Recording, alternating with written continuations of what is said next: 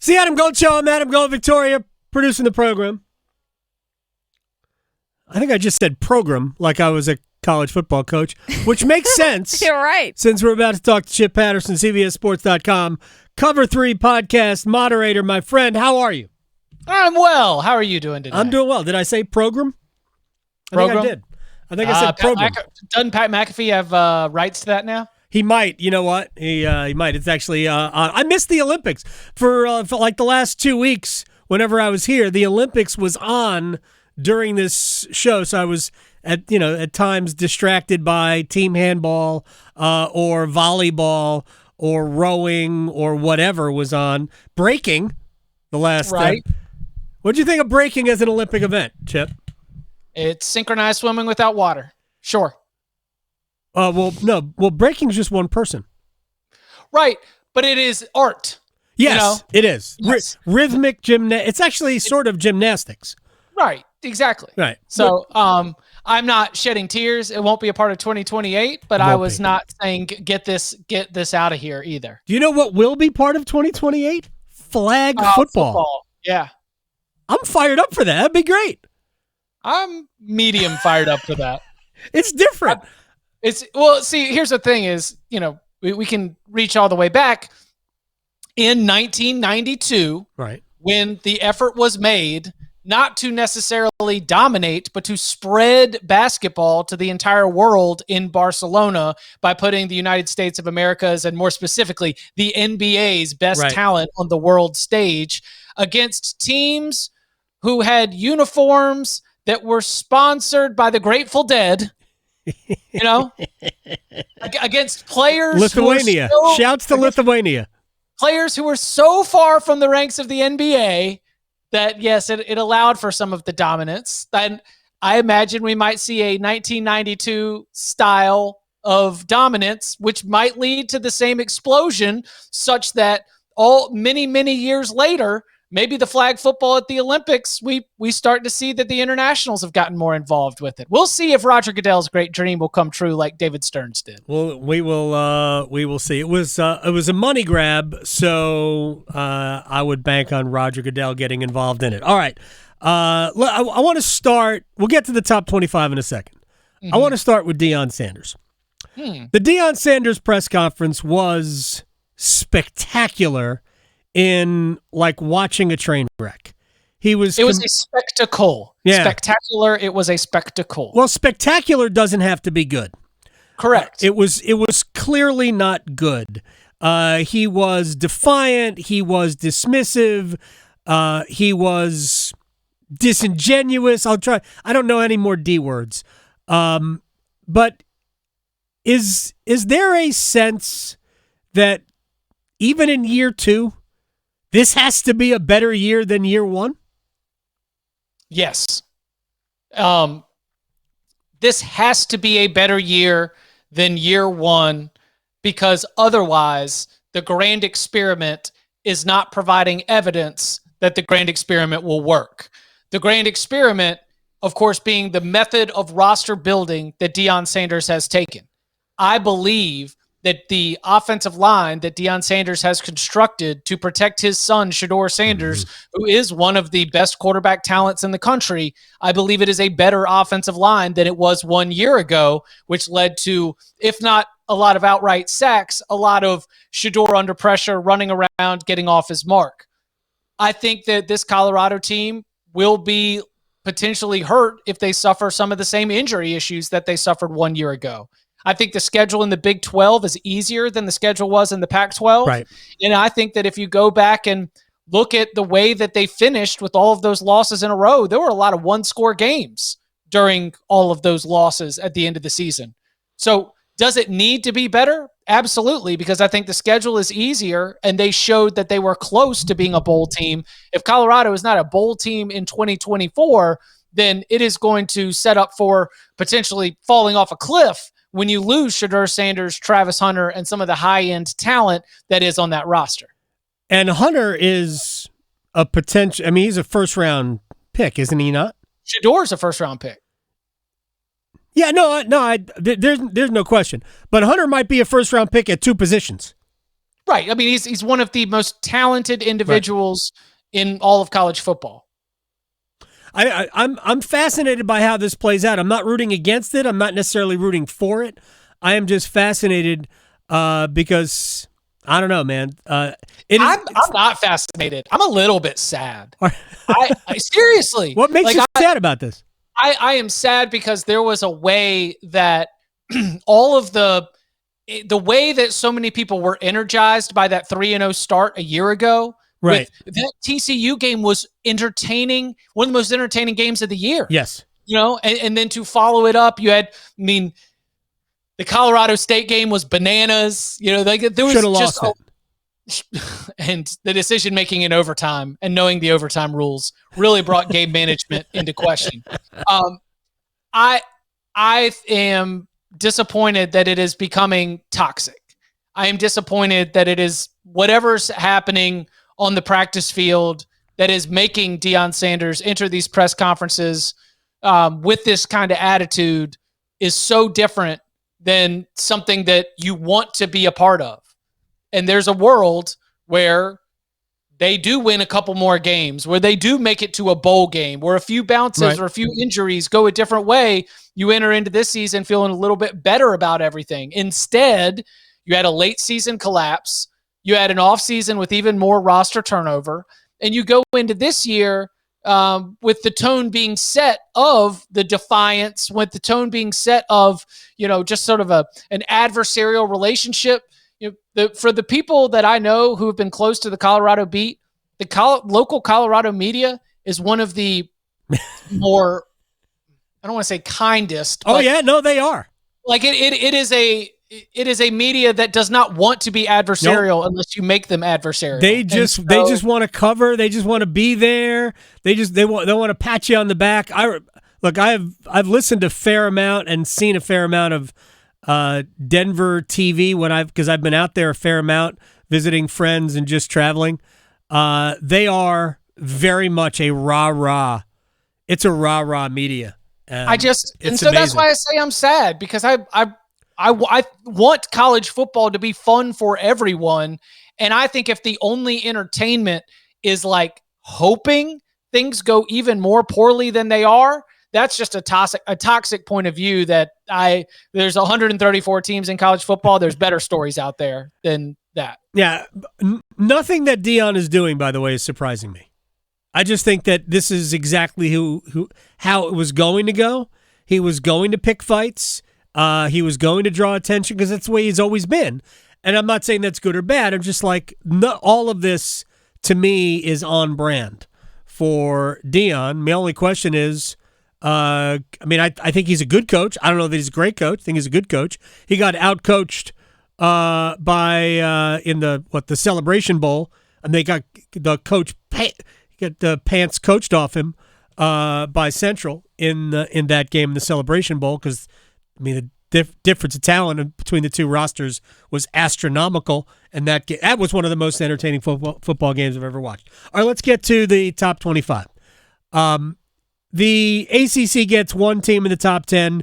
It's Florida State. Clemson is 14. Miami is 19. And NC State is 24.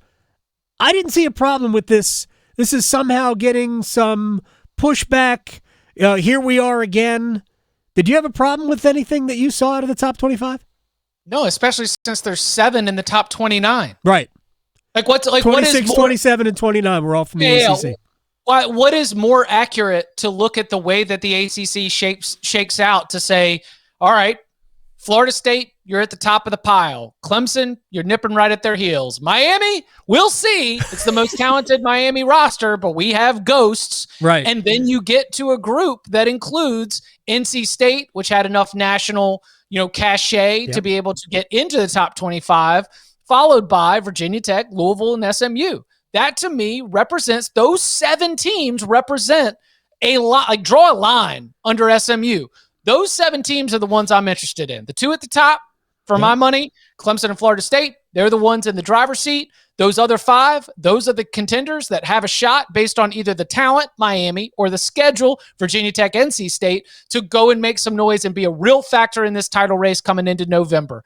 But 7 teams in the top 30, Let's do some quick math. That's about on par for a Power 4 conference. Right. It should be, right? Yes. I know the SEC's got 9 in the top 20, but, I mean, it just means more. I hate to use the phrase. I got no problem with it. This is where I have great issue with Ole Miss at 6, while at the same time, we just did our SEC win totals episode, and I told you that Ole Miss was going over 9.5. Right. Okay. And this is the way that connects. I think a preseason ranking should not be a guess of where you are going to be at the end of the year. I think a preseason ranking should be a starting point based on the talent on the roster, what you bring back, what you did last season. And the Rebels last season in the regular season had 2 wins against a ranked team. That was beating Tulane with a backup quarterback and then beating LSU in a 55-49 who has the ball last basketball on grass type coin flip. Right. When Ole Miss played Georgia, when Ole Miss played Alabama, Ole Miss was outclassed. Sure. And so I have been saying, on one hand, I think Ole Miss at number 6 is overrated, while on the other hand saying, look at their schedule, they're probably going to go and win 10 games. And you're going to say, yeah, Chip, but if they win 10 games, aren't they close to number 6? Maybe. But I just don't think there's been enough proven by this roster to be able to put them up in that conversation ahead of teams like Michigan, the reigning champions, or Penn State, which has been turning in double-digit win seasons for almost the entirety of the college football playoff era. So if you just want to make yourself look smart and guess what everyone's record is going to be at the end of the year, sure, throw Notre Dame up there. But Notre Dame doesn't have a roster. Right.